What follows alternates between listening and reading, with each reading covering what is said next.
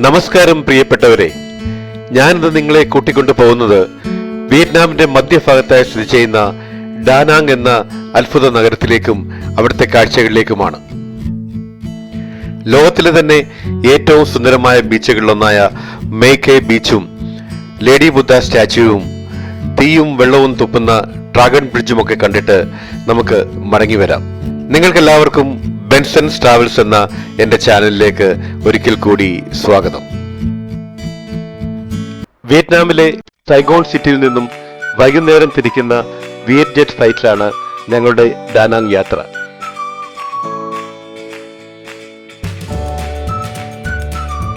Indian റുപ്പീസിൽ 2200 രൂപയ്ക്ക് അടുത്താണ് സൈഗോണിൽ നിന്നും ഡാനാങ്ങിലേക്കുള്ള ഫ്ലൈറ്റിന്റെ ചാർജ്. യാത്രക്കാരിൽ ഏറെയും സ്വദേശികൾ തന്നെയാണ്.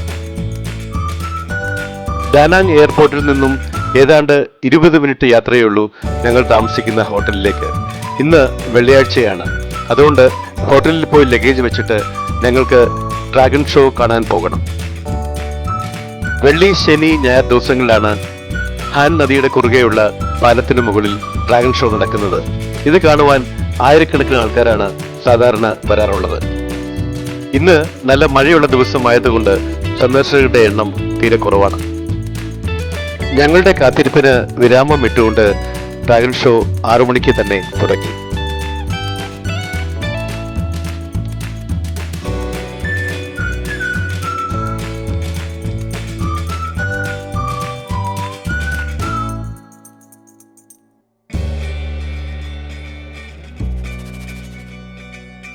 ആദ്യത്തെ 10 മിനിറ്റ് ഡ്രാഗൺ ശക്തിയായി തീ തുപ്പുകയാണ്. പരിസരത്തൊക്കെ നല്ല ചൂടാണ് ഡ്രാഗൺ തീ തുപ്പുമ്പോൾ. 2019 ജൂലൈയിലായിരുന്നു ഡ്രാഗൺ ബ്രിഡ്ജിന്റെ നിർമ്മാണം തുടങ്ങിയത്. 4 വർഷങ്ങൾ കൊണ്ട് 2013 മാർച്ചിലായിരുന്നു ഇതിന്റെ നിർമ്മാണം പൂർത്തിയാക്കിയത്. 666 മീറ്റർ നീളവും 37.5 മീറ്റർ വീതിയുമുള്ള ഈ പാലം ഡാനാങ്ങിലെ അത്ഭുതങ്ങളിൽ ഒന്നാണ്. ഏതാണ്ട് 10 മിനിറ്റോളം തീ തുപ്പിയ ഡ്രാഗൺ ഇപ്പോൾ വളരെ ശക്തിയായി വെള്ളം പുറത്തേക്ക് ചീറ്റുകയാണ്.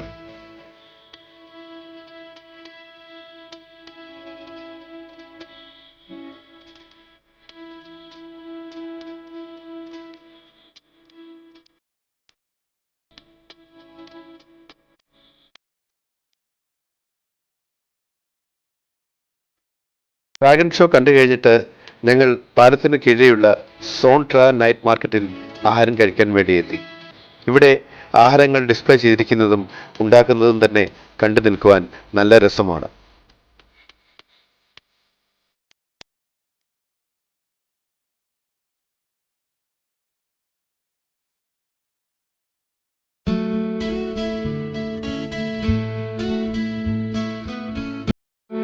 കുറച്ചു നേരം ആഹാരം ഉണ്ടാക്കുന്നതൊക്കെ കണ്ടു നിന്നിട്ട് ഡാനാങ്ങിലെ ഞങ്ങളുടെ ആദ്യത്തെ അത്താഴം കഴിച്ചിട്ട് ഹോട്ടലിലേക്ക് മടങ്ങി. ഡാനാങ് ബീച്ചിലെ പ്രഭാതം. ഇന്ന് കുറേ സമയം ബീച്ചിലും അതിലെ കാഴ്ചകളും കണ്ട് സമയം കളയാനാണ് ഞങ്ങളുടെ തീരുമാനം.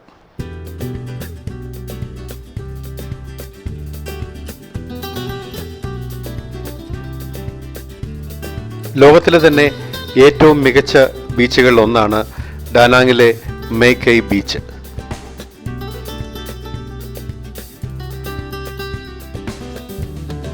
ഇന്ന് നല്ല മഴക്കോളുള്ള ദിവസമാണ്, അതുകൊണ്ട് ഡാനാങ് ബീച്ചിന്റെ മുഖമുദ്രയായ നീലാകാശം ഇരുണ്ടിരിക്കുകയാണ്.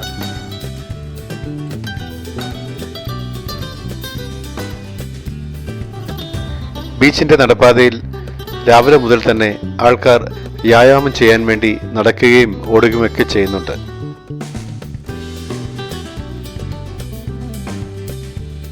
ബീച്ചിന്റെ ഒരു ഭാഗത്ത് ഇവിടെ ഒരു ചെറുപ്പക്കാരി ഹൂപ്പ് ഡാൻസ് ചെയ്യുകയാണ്. കുറെ നേരമായി അവരിങ്ങനെ അരയിൽ ഈ വളയം ഇട്ടുകൊണ്ട് ഡാൻസ് ചെയ്യുന്നു.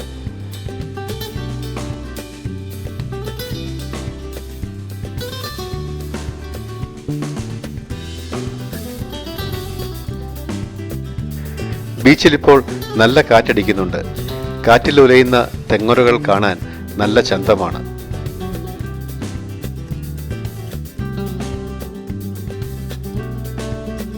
ദാ ഇവിടെ ഫോബ്സ് മാഗസിൻ മേക്കി ബീച്ചിനെ ലോകത്തിലെ തന്നെ ഏറ്റവും നല്ല ബീച്ചുകളുടെ പട്ടികയിൽ ഉൾപ്പെടുത്തി എന്നുള്ള വിവരം പബ്ലിഷ് ചെയ്തിട്ടുള്ള ഒരു ബോർഡ് സ്ഥാപിച്ചിരിക്കുന്നു. മഴ ആയതുകൊണ്ട് ബീച്ചിലിറങ്ങി കുളിക്കുന്നതിന് നിരോധനമുണ്ട്. അതുകൊണ്ട് ബീച്ച് മിക്കവാറും ശൂന്യമാണ്. ഗാർഡുകൾക്കും ഇത് കുറച്ച് റെസ്റ്റ് കിട്ടിയ സമയമാണ്.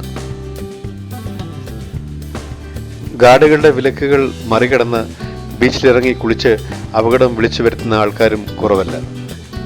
ദാ ഇവിടെ കുറെ സന്ദർശകർ ഡാനാങ് എന്ന് എഴുതി വെച്ചിരിക്കുന്ന അക്ഷരക്കട്ടകളുടെ മുകളിൽ കയറി ഫോട്ടോകൾ എടുക്കുന്നു.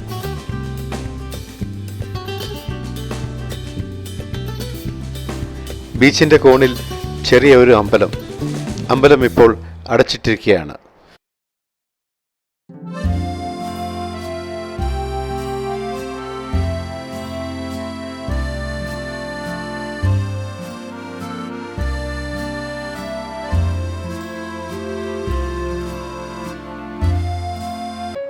ദാ ഇവിടെ ചൂണ്ടയിട്ടും വലയെറിഞ്ഞും മീൻ പിടിക്കുന്ന കുറെ പേരുണ്ട്.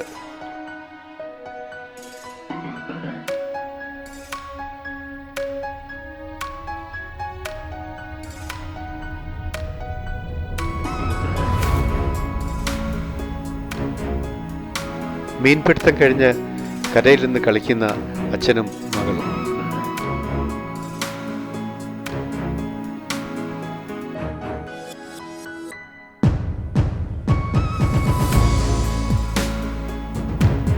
ബീച്ചിൽ കുറേയേറെ സമയം ചെലവഴിച്ചിട്ട് ഞങ്ങൾ ഇവിടെ നിന്നും 5 കിലോമീറ്റർ മാറി സ്ഥിതി ചെയ്യുന്ന ലേഡി ബുദ്ധയുടെ പ്രതിമ കാണുവാൻ വേണ്ടി പോവുകയാണ്.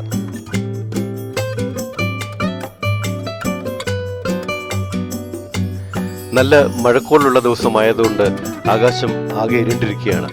എന്നാലും മഴ പെയ്യുന്നില്ല എന്നുള്ള ആശ്വാസമുള്ളത് കൊണ്ട് ലേഡി ബുദ്ധ സ്റ്റാച്യു കണ്ടിട്ട് നമുക്ക് മടങ്ങി വരാമെന്ന് തോന്നുന്നു.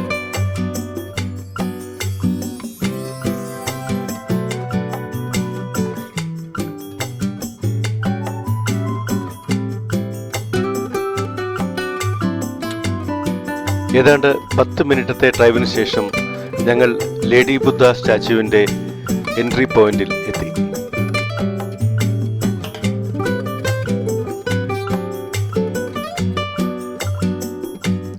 കടലിന്റെ എതിരെയുള്ള ഒരു കുന്നിന്റെ പുറത്താണ് ലേഡി ബുദ്ധ സ്റ്റാച്യുവും അവിടുത്തെ മറ്റ് കെട്ടിടങ്ങളും സ്ഥിതി ചെയ്യുന്നത്.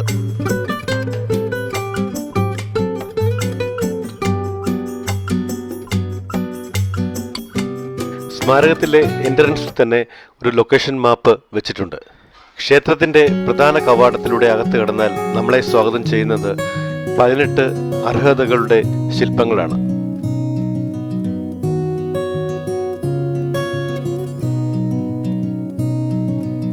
ജീവിതത്തിൽ പൂർണ്ണത കൈവരിച്ച മനുഷ്യരെയാണ് ഈ പ്രതിമകൾ പ്രതിനിധീകരിക്കുന്നത്.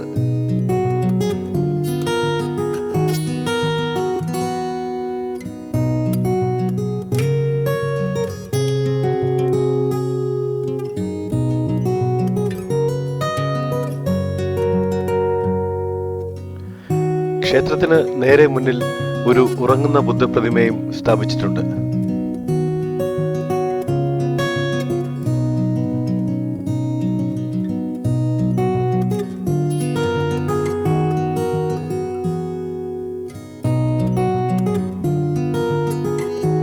ക്ഷേത്രത്തിന്റെ മുറ്റത്ത് ബോൺസായി ചെടികൾ വളരെ വൃത്തിയായി അലങ്കരിച്ച് വെച്ചിരിക്കുന്നു.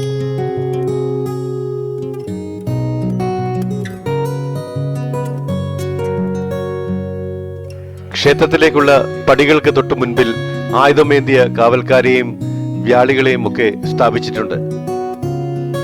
ഈ ശില്പങ്ങൾക്കൊക്കെ അപാരമായ പൂർണ്ണതയാണ്.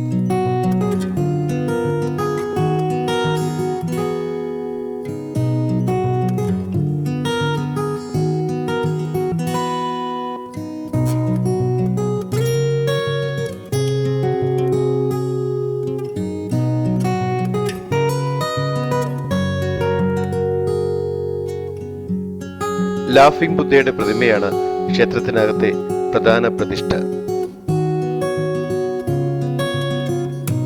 പ്രവേശന കവാടത്തിലെ അമ്പലം കണ്ട് മുന്നോട്ട് നടക്കുന്ന നമ്മൾ എത്തുന്നത് വിശാലമായ ഒരു കോമ്പൗണ്ടിലേക്കാണ്.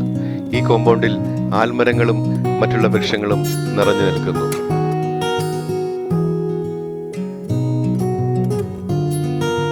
വിശാലമായ ഈ കോമ്പൗണ്ട് കഴിഞ്ഞ് മുന്നോട്ട് പോകുമ്പോഴാണ് ലേഡി ബുദ്ധയുടെ സ്റ്റാച്യു നമ്മുടെ മുന്നിൽ പ്രത്യക്ഷപ്പെടുന്നത്.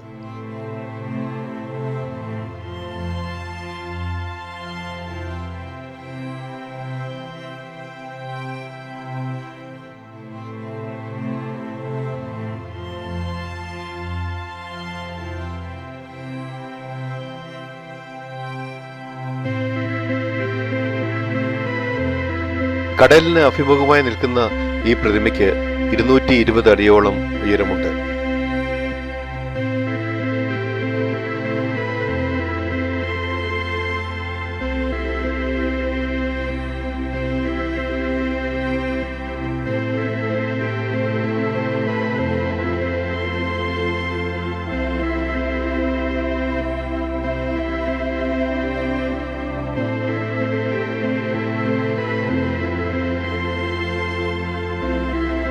ലേഡി ബുദ്ധയുടെ പ്രതിമ നിൽക്കുന്ന ക്ഷേത്രത്തിന് ചുറ്റും ബോൺസായി ചെടികളും ശില്പങ്ങളും കൊണ്ട് നിറഞ്ഞിരിക്കുന്നു.